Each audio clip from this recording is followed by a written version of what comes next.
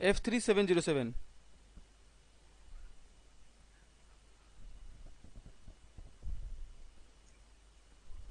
हाँ लेक्चर नहीं हो रहा है आप एक बार। हाँ 3-4 दिन से दिक्कत आ रही है, एक बार चेक करवाओ ना यार सर।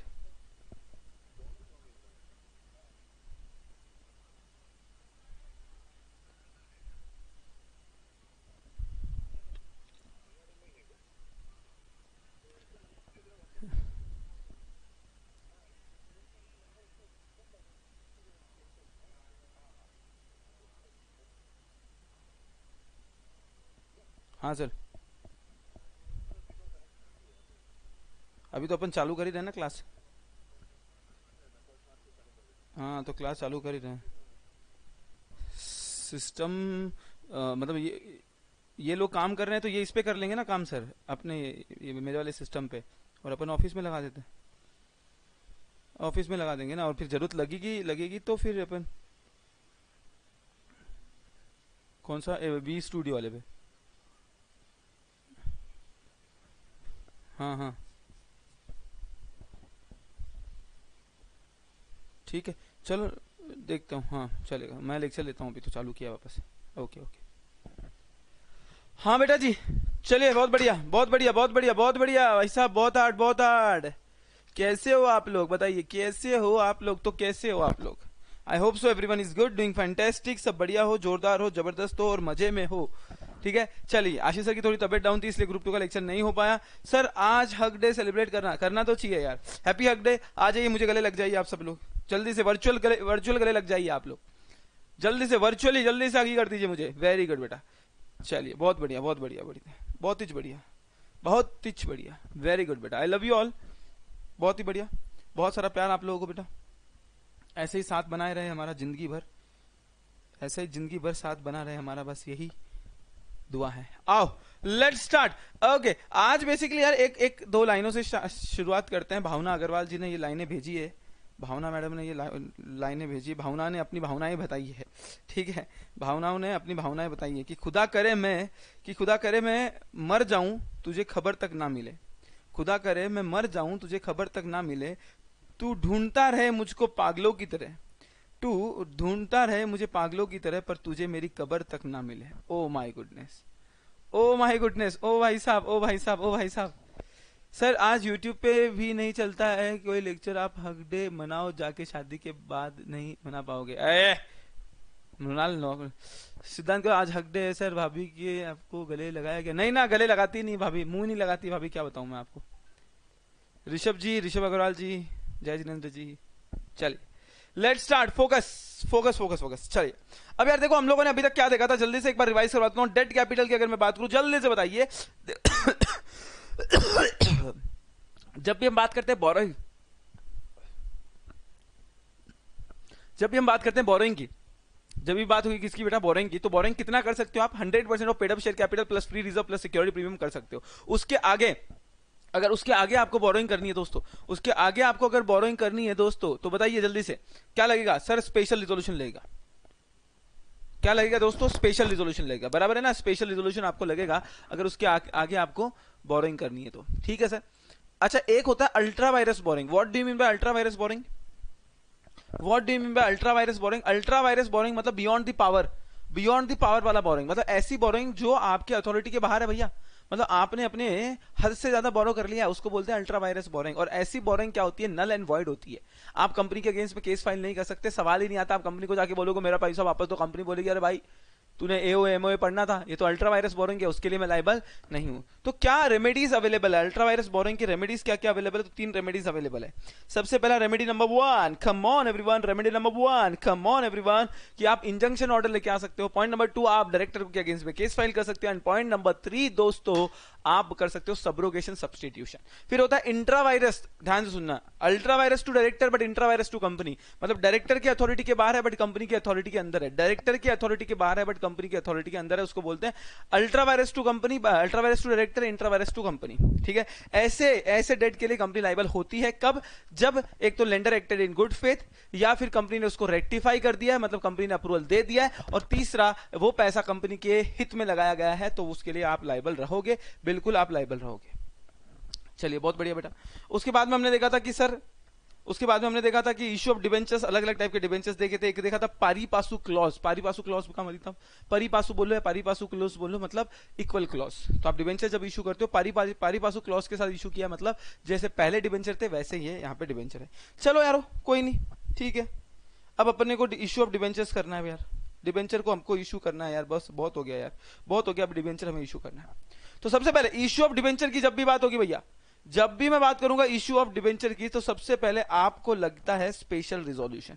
डिबेंचर इशू करने के लिए यारो आपको क्या लगेगा? Special resolution. मतलब विदाउट स्पेशल रिजोल्यूशन आप डिबेंचर इशू नहीं कर सकते। तो सबसे पहला पॉइंट, इशू ऑफ डिबेंचर कैसे करोगे? स्पेशल रिजोल्यूशन लगेगा। क्या लगेगा बोलो जल्दी से? स्पेशल रिजोल्यूशन आपको लगेगा। After passing special resolution only आप क्या कर सकते हो? डिबेंचर्स इशू कर सकते हो, ठीक है। अब आप डिबेंचर्स इशू कर रहे हो तो उसके साथ ऑप्शन डाल सकते हो। क्या? Option to convert. कौन सा ऑप्शन डाल सकते हो? Option to convert into shares either wholly और partly at the time of redemption. मतलब रिडम्पशन के टाइम पे आप ऐसा ऑप्शन डाल सकते हो कि तुम ऑप्शनली या कंपल्सरीली आप उस डिबेंचर को कन्वर्ट कर सकते हो इनटू द शेयर्स। ऑप्शनली मतलब आपको ऑप्शन दिया गया है, कंपल्सरी मतलब नहीं करना ही पड़ेगा, नो मैटर व्हाट करना ही पड़ेगा। तो ऑप्शनली और आपका कंपल्सरीली आप इसको डिबेंचर में क्या कर सकते हो? कन्वर्ट कर सकते हो। अच्छा आगे बोला है डिबेंचर को कोई भी वोटिंग राइट्स नहीं है, so no debenture shall carry what? Voting rights. कोई भी वोटिंग राइट्स नहीं, पता है ना हम लोगों को, पता है ना। चलिए तो यहां पे अगर हम बात करें, हेडिंग दे दीजिए बेटा, हेडिंग दे दीजिए इश्यू ऑफ डिबेंचर। हेडिंग दे दीजिए issue of debentures. Issue of what? Debenture. अगर डिबेंचर्स इशू करना है, point number one, debenture issue करना है तो क्या लगेगा? स्पेशल रिजोल्यूशन लगेगा। क्या लगेगा बेटा? स्पेशल रिजोल्यूशन लगेगा। Okay sir. स्पेशल रिजोल्यूशन के बाद अगर मैं बात करूं दोस्तों, तो क्या आप उसको ऑप्शन दे सकते हो? क्या दे सकते हो? Option to convert into equity shares, either wholly और partially। या तो पूरा कन्वर्ट कर लो या तो पार्शियल कन्वर्ट कर लो, करेक्ट है। अच्छा इसमें ऑब्वियस ही बात है, नो वोटिंग राइट्स। कोई भी वोटिंग राइट्स होता नहीं है, पता है हम लोगों को। सर कितने साल के लिए इशू होगा? टर्म कितना है इसका? 10 ईयर्स। टर्म कितना है? 10 ईयर्स। मतलब डिबेंचर्स जो है redemption period not exceeding 10 years from the date of issue of debenture. मतलब 10 साल के अंदर आपको रिडीम करना पड़ेगा। रिडम्पशन मतलब रीपेमेंट करना। रिडम्पशन मतलब क्या करना बेटा? रीपेमेंट करना। रिडम्पशन मतलब क्या हो गया? रीपेमेंट करना।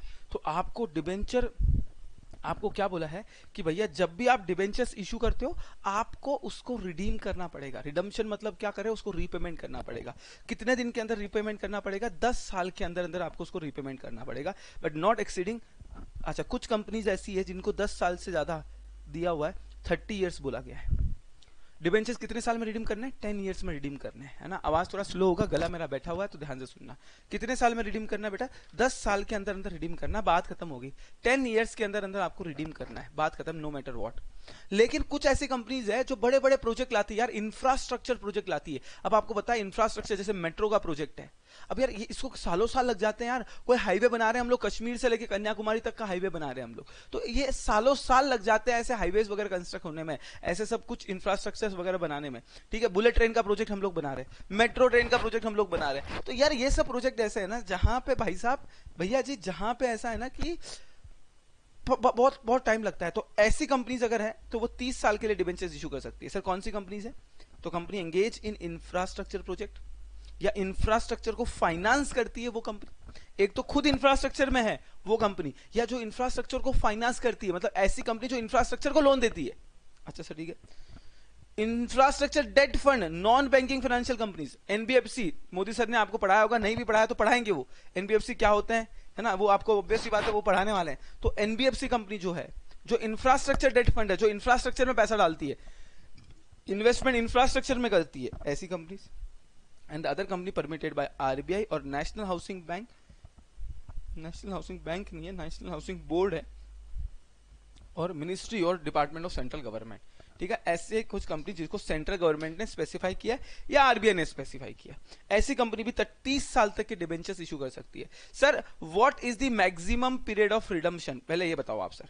सर आपसे ये उम्मीद नहीं थी। पहले तो आप ये बताओ what is the maximum period of redemption, बताओ मैक्सिमम पीरियड क्या है रिडम्पशन का। तो दोस्तों आपके लिए बता दूं मैक्सिमम पीरियड कितना है, 10 इयर्स। बट कुछ कंपनी ऐसी है वो डिबेंचर्स 30 इयर्स तक के लिए इशू कर सकती है। कौन सी कंपनी ऐसी है? सबसे पहले इंफ्रास्ट्रक्चर प्रोजेक्ट में जो कंपनी है, दूसरा इंफ्रास्ट्रक्चर फाइनेंस कंपनी जो है वो, third one infrastructure debt fund है। इंफ्रास्ट्रक्चर कौन सा फंड है? डेट फंड है, जो NBFC company, infrastructure debt fund मतलब जो इंफ्रास्ट्रक्चर फील्ड में पैसा डालती है, ऐसी एनबीएफसी कंपनी जो इंफ्रास्ट्रक्चर में पैसा डालती है। या फिर कोई ऐसी कंपनी है जिसको स्पेसिफाइड बाय आरबीआई हो सकता है, नेशनल हाउसिंग बोर्ड हो सकता है, या फिर ministry of department of central government हो सकता है, मतलब government specified by central government बोल सकते हैं। अच्छा नॉर्मली देखो क्या बोला हमने, नॉर्मली हमने क्या बोला समझना अच्छे से। नॉर्मली हम लोगों ने क्या बोला, क्रिएशन ऑफ चार्ज। भाई साहब तुमको उसकी प्रॉपर्टी पे चार्ज क्रिएट करना पड़ेगा। चार्ज का मतलब क्या होता है, कोई बताएगा? What do you mean by charge? What do you mean bye exactly mean by charge? Charges क्या होते हैं?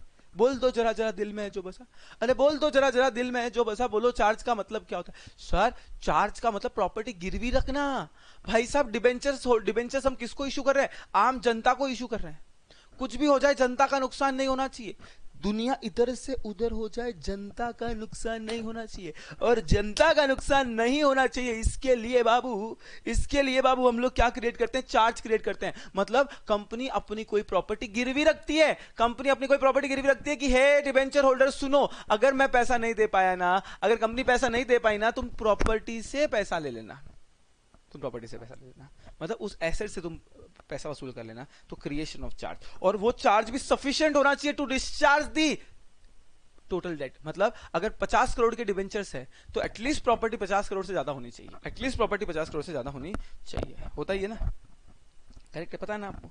सो देखो, issue of secured debenture must secured by the creation of charge on the asset of company having a value which is sufficient to for the due payment of the amount of debentures and interest thereon. जो sufficient है, किस चीज के लिए sufficient है? कि आप उसका क्या पे कर सकते हो बेटा, इंटरेस्ट टाइम पे कर सकते हो और रीपेमेंट करोगे, इंटरेस्ट भी पे करोगे और दूसरा क्या करोगे, रीपेमेंट भी पे करोगे। हाँ है ना, चलिए। सो क्रिएशन ऑफ चार्ज क्या बोला है? सफिशिएंट चार्ज मतलब सिक्योरिटी, गिरवी रखना। कंपनी जब डिबेंचर इशू करती है तो गिरवी रखेगी। अच्छा मेरी बात सुनो, हम घर के बाहर डॉगी रखते हैं, कुत्ता रखते हैं, क्यों रखते हैं डॉगी? अच्छा कुछ लोगों को बहुत प्यार होता है, जैसे ये अंश है ना, अंश करके बंदा है, भाई साहब मुझे लगता है ये अपनी वाइफ से ज्यादा है ना कुत्तों से प्यार करेगा, बता रहा हूँ। ये वाइफ के साथ नहीं सोएगा, ये डॉगी के साथ ही सोएगा। हाँ मैं पक्का बता रहा हूँ, मैं गारंटी देता हूँ, ये इतना प्यार करता है भाई, मतलब और अच्छा भी लगता है। चलो यार, मतलब आप अगर किसी से भी प्यार कर रहे हो इट्स गुड, मतलब इसमें कोई गलत चीज नहीं है। बट पर्सनली यार मुझे पता नहीं ना, थोड़ी सी दुश्मनी है। दुश्मनी मतलब मुझे ना पता नहीं क्यों जमते नहीं है, थोड़े डॉग्स जमते नहीं है मुझे, क्योंकि क्या है मेरी ना डॉग कुत्तों के साथ की मेमोरी कोई इतनी अच्छी नहीं रही है। लोग अपने पेट के साथ कोई इतनी प्यारी प्यारी फोटो डालते हैं, उनको किस करते हुए फोटो डालते हैं, उनको हक करते हुए फोटो डालते हैं, और हमारा प्रॉब्लम क्या होता है मालूम? मतलब मेरी मेमोरी जो है ना वो इतनी खतरनाक है ना कुत्तों के साथ। जैसे फॉर एग्जांपल, हाँ वैसे मुझे एक ही कुतिया पसंद थी, कुत्ता नहीं था वो कुतिया थी एक्चुअली, मेरे हॉस्टल पे थी, वही मुझे लगता है वो मेरे साथ अच्छे से रहती थी। बाकी तो मतलब मैं क्या ही बोलूँ करके। तो अभी लास्ट टाइम की बात है, 2019 की बात कर रहा हूँ मैं, लास्ट ईयर हम लोग सब स्टूडेंट्स एंड ऑल डांडिया खेलने जा रहे थे, है ना, गरबा खेलने जा रहे थे, नवरात्रा था तो गरबा खेलने जा रहे थे। एंड हम लोग क्लास के बाहर एक सैंडविच वाला है, तो वहां पे सैंडविच खा रहे थे सब स्टूडेंट्स वगैरह हम लोग मिलके।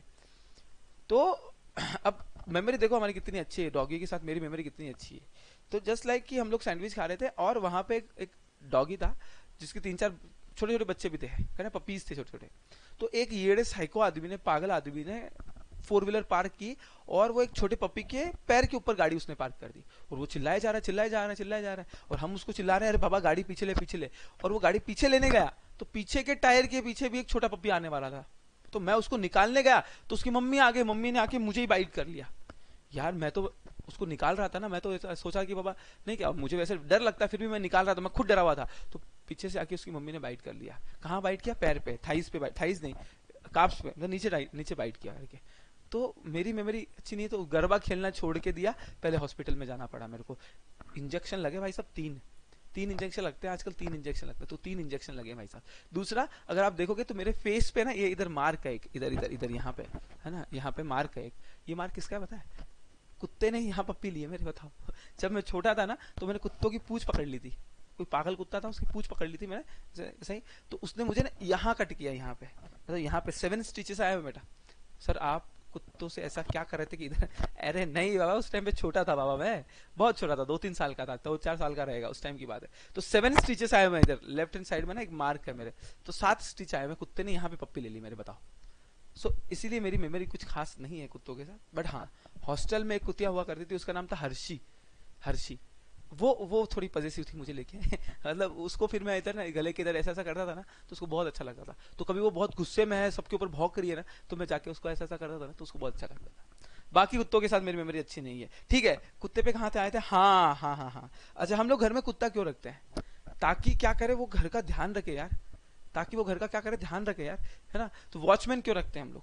वॉचमैन क्यों रखते हैं? ताकि वो बंदा घर का ध्यान रखे। वैसे ही डिबेंचर होल्डर का इंटरेस्ट प्रोटेक्ट करने के लिए, किसका इंटरेस्ट प्रोटेक्ट करने के लिए? डिबेंचर होल्डर का इंटरेस्ट प्रोटेक्ट करने के लिए हम एक वॉच डॉग रखेंगे। वॉच डॉग मतलब क्या? डिबेंचर होल्डर का इंटरेस्ट कैसे प्रोटेक्ट करना है? अरे भाई साहब, डिबेंचर होल्डर ने आपको पैसे दिए ना, दिए कि नहीं दिए? पैसे खा के बैठे हो तुम डिबेंचर होल्डर के, उनको टाइम पे इंटरेस्ट देना है तुमको, उनको टाइम पे प्रिंसिपल रीपेमेंट करना है। अगर तुमने कन्वर्जन का ऑप्शन दिया तो टाइम पे कन्वर्जन होना चाहिए। अगर तुम डिफॉल्ट कर रहे हो तो मीटिंग होनी चाहिए डिबेंचर होल्डर की, ये डिफॉल्ट कर रहे हैं, मतलब ये सब काम डिबेंचर होल्डर के हित में होना चाहिए। और उसके लिए बेसिकली डिबेंचर होल्डर के हित में होना चाहिए, उसके लिए बेसिकली हम अपॉइंट करते हैं डिबेंचर ट्रस्टी को। किसको अपॉइंट करते हैं? डिबेंचर ट्रस्टी को, सॉरी ट्रस्टी को। कौन किसको अपॉइंट करते हैं बेटा? Debenture trustee. तो कोई आपसे पूछे हु इज डिबेंचर ट्रस्टी, तो debenture trustee is nothing but what बेटा, a watchdog for debenture holder. Correct, watchdog है for a what? Debenture holder. ठीक है, चलिए सर, बहुत बढ़िया।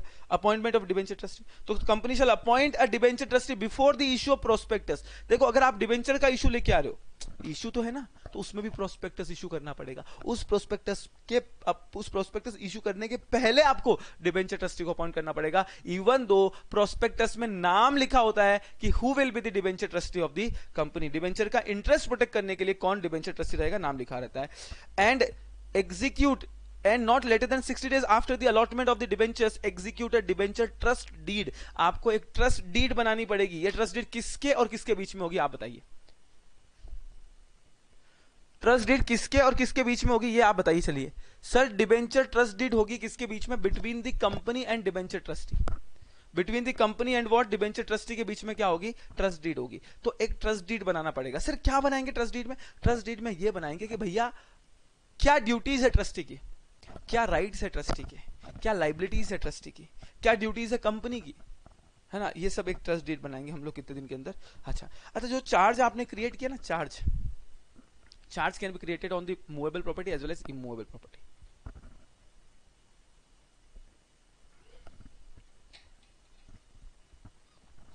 जो आपने क्या क्रिएट किया भैया? चार्ज क्रिएट किया ना, वो चार्ज किसके फेवर में? अब यार देखो, बात समझो, जब जैसे बैंक, मैंने आईसीआईसीआई बैंक से लोन लिया, तो मैं उसके फेवर में चार्ज बनाऊंगा, करेक्ट है ना। लेकिन यहाँ पे तो हजारों लोग हैं जिन्होंने डिबेंचर्स खरीदे हैं, तो क्या हजारों लोगों पे अलग अलग चार्ज बनेगा क्या? 1000 लोगों पे अलग अलग चार्ज क्रिएट होगा क्या? आंसर इज नो ना। Quite logical, quite simple thing यार, इतना तो समझते हो तुम लोग। फिर से समझाते हैं अपन, टेंशन मत लो। मैंने बैंक से लोन लिया, आईसीआईसीआई। अगर मैं उससे 50 करोड़ का लोन लेता हूं, हालांकि वो लोग मुझे देंगे नहीं 50 करोड़ का लोन, है ना, लेकिन अगर मैं लेता हूं 50 करोड़ का लोन, अगर मैं 50 करोड़ का लोन डिमांड करता हूं, तो बोलो क्या चार्ज क्रिएट करना पड़ेगा? हाँ, चार्ज क्रिएट करना पड़ेगा, बिल्कुल चार्ज क्रिएट करना पड़ेगा। चार्ज क्रिएट करना पड़ेगा, किसके फेवर में चार्ज क्रिएट करना पड़ेगा? बैंक के फेवर में चार्ज क्रिएट करना पड़ेगा। किसके फेवर में चार्ज क्रिएट करना पड़ेगा? बैंक के फेवर में चार्ज क्रिएट करना पड़ेगा। It's quite simple thing, it's quite logical thing. Yes और नो, यस और नो, बोलिए यस और no. Yes sir, definitely yes sir, definitely 101% yes sir. तो अब चार्ज किसके फेवर में क्रिएट होगा? आईसीआईसीआई। लेकिन अगर अब इतने सारे डिबेंचर होल्डर हैं यार, इतने सारे डिबेंचर होल्डर है, तो क्या हर किसी के फेवर में चार्ज क्रिएट हो सकता है क्या? नहीं। तो हम लोग इनका देखो यार, इनको रिप्रेजेंट करने वाला आदमी कौन? Debenture trustee. इनको रिप्रेजेंट करने वाला आदमी कौन? इनके भरोसे वाला आदमी कौन? Debenture trustee. तो हम चार्ज किसके फेवर में क्रिएट करेंगे? डिबेंचर ट्रस्टी के फेवर में क्रिएट करेंगे। सो देखो क्या बोला गया, creation of charge in favour of debenture trustee. The security for the debenture by way of charge or mortgage shall be treated in favor of debenture trustee on specific movable property और immovable property। Charge कोई भी nature का हो सकता है, movable का हो सकता है, इमूवेबल का हो सकता है, but not in the nature of pledge. चलो कुछ वर्ड समझना। आपने मॉर्गेज सुना है? मॉर्गेज, ठीक है सर। आपने प्लेज सुना है? प्लेज। आपने हाइपोथिकेशन सुना है? हाइपोथिकेशन, देखिए पहले बात तो इनका बेसिक डिफरेंस समझना। मॉर्गेज हमेशा इमूवेबल प्रॉपर्टी पे क्रिएट होता है, इमूवेबल प्रॉपर्टी। मॉर्गेज हमेशा कौन सी प्रॉपर्टी पे? इमूवेबल। जैसे होम लोन एग्जांपल की अगर बात करें, होम लोन या एग्रीकल्चर लोन, ये आपका क्या है? मॉर्गेज का एग्जांपल है। क्यों? Immovable property. Quite logical. क्यों? Immovable property. Quite logical. क्यों? Immovable property. Oh my God, मेरे में आशीष सर आ गए हैं क्या? मुझ में आशीष सर की आत्मा आ गई है। मैं 3-3 बार क्यों बोल रहा हूं? मैं क्यों बोल रहा हूं 3-3 बार बोल रहा हूं मैं, क्यों? ठीक है, चलिए तो सबसे पहले मॉर्गेज। ओके, ये इमूवेबल प्रॉपर्टी पे होगा सर, ठीक है। प्लेज और हाइपोथिकेशन ये मूवेबल प्रॉपर्टी पे होता है। ये किस पे होता है? Movable property. ये मूवेबल प्रॉपर्टी पे होता है, ठीक है सर। सर मूवेबल प्रॉपर्टी पे होता है, समझ में आ गया सर, कोई दिक्कत नहीं है सर, समझ में आ गया। सर ये बताओ इन दोनों में डिफरेंस क्या है? देखो गोल्ड लोन एग्जांपल सुनो, गोल्ड लोन। गोल्ड लोन में क्या होता है मालूम? हम लोग गोल्ड का पोजीशन उसको दे देते हैं। देते हैं कि नहीं देते? गोल्ड लोन का पोजीशन, पोजीशन मतलब गोल्ड हमने उठा के उसको दे दिया, इसको बोलते हैं प्लेज। प्लेज के केस में P for pledge, P for possession, transfer of possession होता है। प्रॉपर्टी मूवेबल है बट पोजीशन ट्रांसफर हो रहा है। हाइपोथिकेशन में प्रॉपर्टी मूवेबल है लेकिन no transfer of possession. Possession जैसे कार लोन, मेरे को बताओ कार लोन के केस में क्या कार बैंक वालों के पास होती है? हा?